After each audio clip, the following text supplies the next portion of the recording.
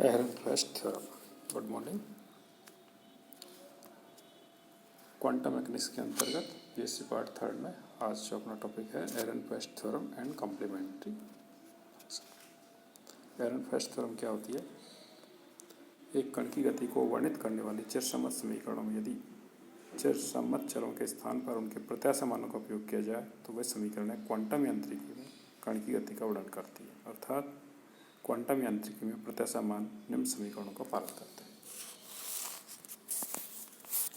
d/dt x is equal to 1/m px expectation value, d/dt expectation value of px is equal to minus expectation value of del v upon del x is equivalent to fx.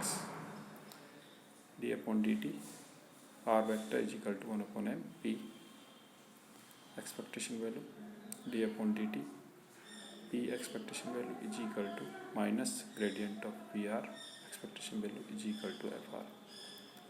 उपरोक्त समीकरण एहरेनफेस्ट प्रमेय कहलाती हैं। इनके अनुसार एक कण के संगत तरंग पैकेट की औसत गति चिरसम्मत कण की संगत गति के साथ सहमति प्रकट करती है। एहरेनफेस्ट प्रमेय को निम्न प्रकार सिद्ध किया जा सकता है। डेरिवेशन व्यक्त करते हैं। d/dt of x is equal to 1/m px। प्रत्याशा मान की परिभाषा से d/dt of x is equal to d/dt integration of psi star xt x psi xt D tau. यहाँ पर डी टो क्या है? आयतन समाकलन अल्पांश है। अवस्था फलन साई xt प्रसामान्यीकृत है क्योंकि x तथा t दो स्वतंत्र चर है, इसलिए d/dt of x is equal to integration of del t of psi star x psi D tau plus psi star x del psi upon del t into D tau. Equation number 2। उपरोक्त समीकरणों में del psi upon del t and del psi star upon del t के मान काल आश्रित Schrodinger समीकरण से प्राप्त किया जा सकते हैं। Iota h cross del psi upon del t is equal to minus h cross square del square by 2m into psi plus v psi, या del psi upon del t is equal to minus h cross 2m iota del square psi plus v upon iota h cross psi, तथा उपरोक्त का complex conjugate करने पर del psi star upon del t minus plus हो जाएगा h cross upon 2mi del square psi star minus v upon iota h cross Sai. Question number 4। समीकरण 3 और 4 का उपयोग समीकरण 2 में करने पर तो d/dt of x mean is equal to h cross upon 2m iota integration of close bracket del square psi star x psi minus psi star x del 2 psi D tau. Question number 5। इसे हल करने के लिए हम सर्वप्रथम निम्न संबंध निरूपण करते हैं। del square psi star x psi D tau is equal to psi star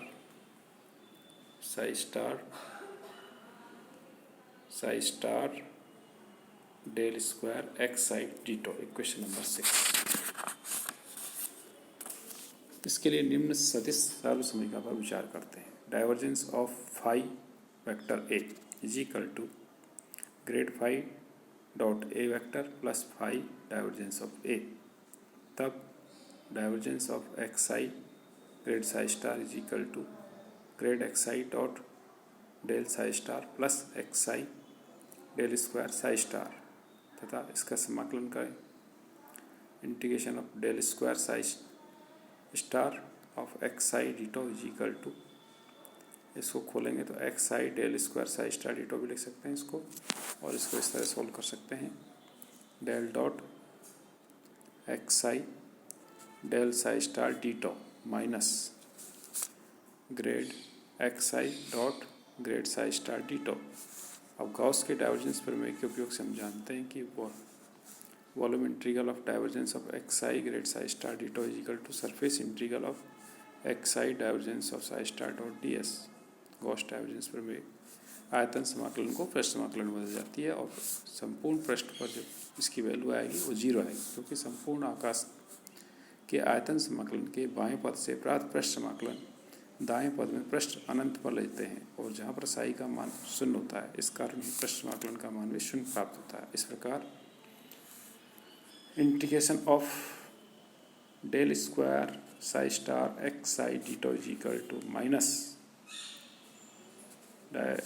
grade of X I dot grad psi star D tau equivalent to minus grad psi star dot grad X I D tau. Question number 8। इसी प्रकार से del dot psi star del of X I D tau is equal to psi star del two X I D tau plus grad psi star dot divergence of X I D tau. Equation number 9। लेकिन बाईं ओर का पद का उसके divergence प्रमेय के अनुसार प्रश्न में क्रम बदला जा सकता है लेफ्ट साइड का।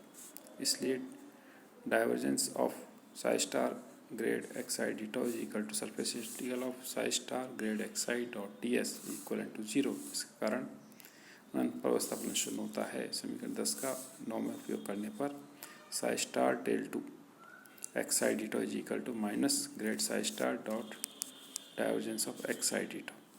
उपरोक्त समीकरण की तुलना समीकरण 8 से करें अपन तो del square psi star X I D tau is equal to psi star del two X I D tau आ जाएगा। Question number 12। इसका उपयोग समीकरण 5 में करेंगे हम तो D upon D T of X expectation value of mean X mean is equal to H cross upon 2 M iota integration of close bracket psi star del two X I minus psi star x del two psi D tau is equal to minus iota H cross 2 M integration of psi star del two X I minus X del two psi D tau.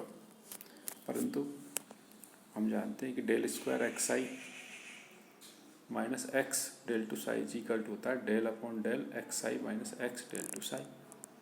यहाँ पर del dot of grad X into psi plus x grade psi minus X del two psi del dot grad X psi plus gradient of X dot grad psi plus del X dot del psi plus X del two psi minus X del two psi equivalent to आता है 2 divergence of X dot del psi. इसको लिख सकते हैं अपन 2 del psi upon del X क्योंकि del of X is equal to 1 होता है। ठीक है, आता है D upon D T X mean is equal to minus iota H cross upon 2 M integration of psi star 2 del psi upon del X D tau. अब इसकी value 1 upon M psi star minus iota H cross del upon del X psi star psi D tau. अब minus iota H cross del upon del X क्या होता है? P operator होता है। तो D upon D T of X is equal to 1 upon M P expectation. यह है एहरेनफेस्ट प्रमेय की एक समीकरण कहलाता। अब सेकंड समीकरण D upon D T of P X is equal to F of X का expectation.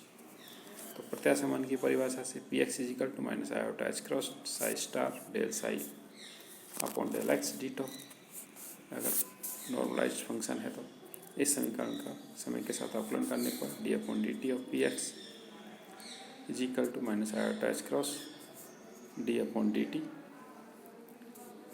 Close of integration of psi star del psi upon del X D tau is equal to minus iota H cross integration of del psi star upon del T del psi upon del X D tau plus psi star upon del X del psi upon del T D top.